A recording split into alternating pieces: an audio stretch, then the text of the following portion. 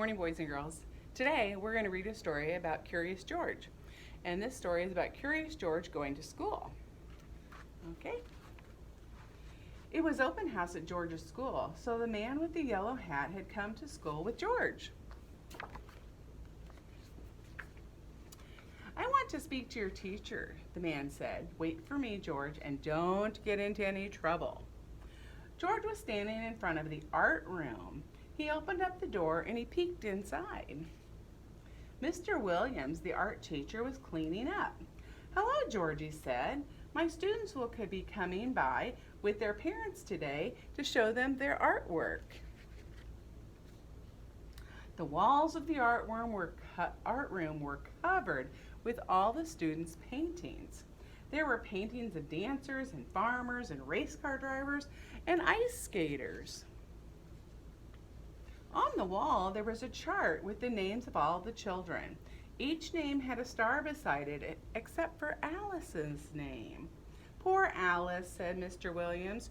"She said that she had left her painting on my desk, but I can't find it." "Here, George, why don't you paint a picture while you're waiting for your friend?" So George began to paint. Do you like to paint? "Keep painting, George," said Mr. Williams. "I'll be right back," and off he went.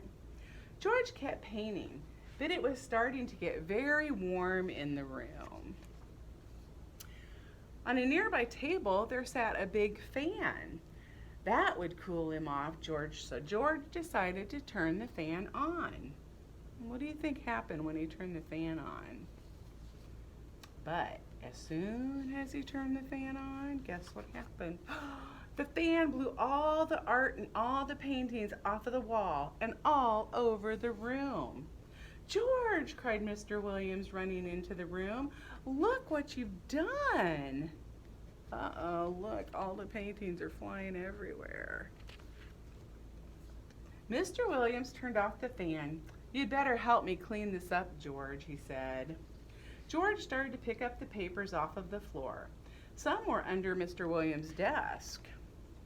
One was even stuck in between Mr. Williams' desk and the wall. And when George pulled it out, it was covered in dust, as it has been there for a long time.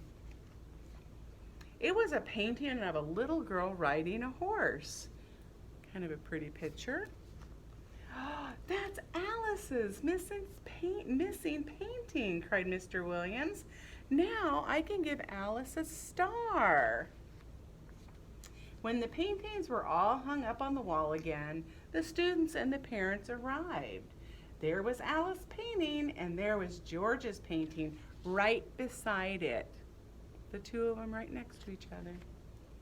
Now Alice's name had a gold star next to it. See, there's her name, A-L-I-C-E, and a gold star right there.